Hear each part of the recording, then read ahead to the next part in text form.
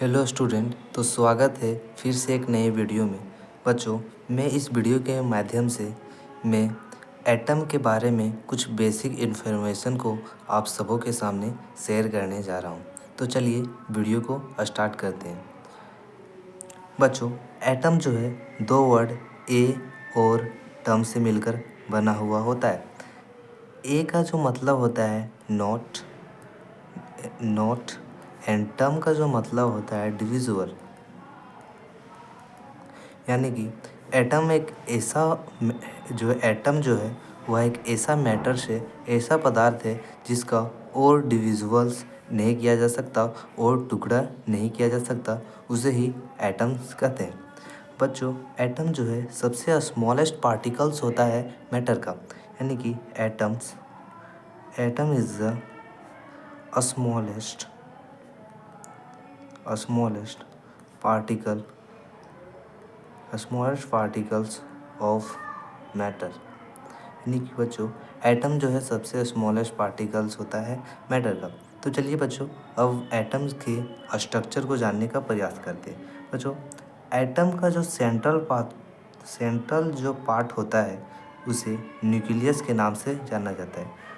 जो एटम का जो सेंट्रल पार्ट होता है न्यूक्लियस, यानी न्यूक्लियस के नाम से जाना जाता है।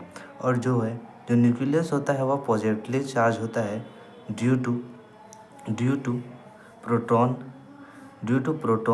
And neutron. बच्चों, अब सवाल यह आता है कि जो न्यूक्लियस होता है वह पॉजिटिव चार्ज ही क्यों होता है। तो यह इसलिए होता है क्योंकि एटम के अंदर दो प्रकार के पार्टिकल्स प्रोटॉन एंड न्यूट्रॉन होते हैं। और हम जानते हैं कि जो प्रोटॉन है वह पॉजिटिव चार्ज होता है एंड न्यूट्रॉन जो है न्यूट्रल चार्ज होता है। इसलिए प्रोटॉन की वजह से जो न्यूक्लियस का जो चार्ज होता है वह पॉजिटिवली चार्ज होता है। एटम का जो बाहर का जो पाथ होता है, रास्ता होता है, वह सर्कुलर होता है। एटम का जो बाहर का जो रास्ता होता है वह सर्कुलर होता है, जिसे सेल ऑर्बिट या एनर्जी लेवल के नाम से जानते हैं। इस जो ऑर्बिट होता है उसे सेल ऑर्बिट या फिर एनर्जी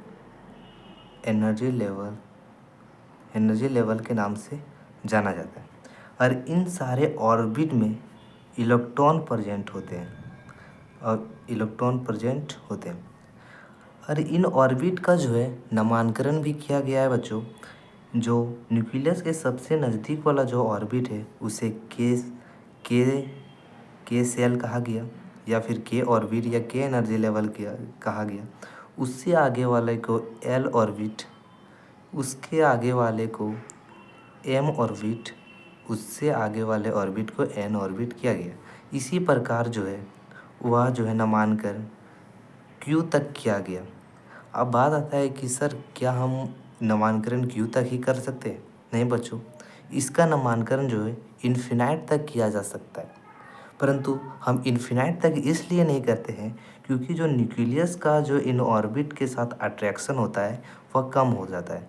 इसलिए हम नामांकन केवल इसी प्रकार से क्यू ऑर्बिट तक करते हैं। क्या सर इसका अब बात आता है कि क्या इन सेल का कुछ वैल्यू होता है? तो हाँ, ज़रूर होता है।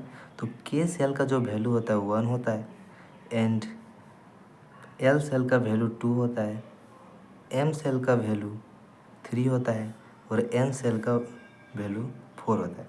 इसी प्रकार के एन के बाद क्या होता है? ओ होता है। तो ओ सेल का जो वैल्यू हो जाएगा 5 हो जाएगा। इसी प्रकार से बढ़ते जाता है और ये इन्फिनाइट तक जा सकता है। अब आता है कि क्या सर जो ऑर्बिट में इलेक्ट्रॉन मौजूद होते हैं, क्या हम इसकी संख्या को बता सकते हैं कि किस ऑर्बिट में कितनी इलेक्ट्रॉन है? तो ज़रूर। इसके लिए एक फार्मूला याद रखना बच्चों, 2n²। यानी कि जो n है वह नंबर ऑफ ऑर्बिट है। अगर हमें के सेल में अगर हमें इलेक्ट्रॉन को निकालना है तो के सेल का वैल्यू कितना है? 1। तो 2 का 2 रख देखें, एन की जगह नंबर ऑफ ऑर्बिट था तो नंबर ऑफ ऑर्बिट 1 है तो 1 का होल स्क्वायर, यानी कि 2 × में 1 का होल स्क्वायर 1 होता है यानी कि 2। यानी कि बच्चों जो फर्स्ट ऑर्बिट में जो है, फर्स्ट ऑर्बिट में या फर्स्ट सेल में टोटल इलेक्ट्रॉन कितने होंगे, 2 इलेक्ट्रॉन। इसी प्रकार जो एल अगर सेल में निकालना होगा कि कितने इलेक्ट्रॉन हैं, तो हम फिर यही फार्मूला को लगा देंगे 2 इंटू में।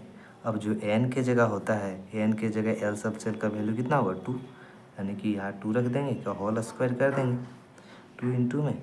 ये 2 का होल स्क्वायर कितना होता है, 4, यानी कि इसको गुना करेंगे कितना होगा, 8। यानी कि जो है सेकेंड ऑर्बिट यानी एल ऑर्बिट में जो है इलेक्ट्रॉन कितने होंगे, 8। 1 2 3 4 5 6 7 8, इसी प्रकार से 8।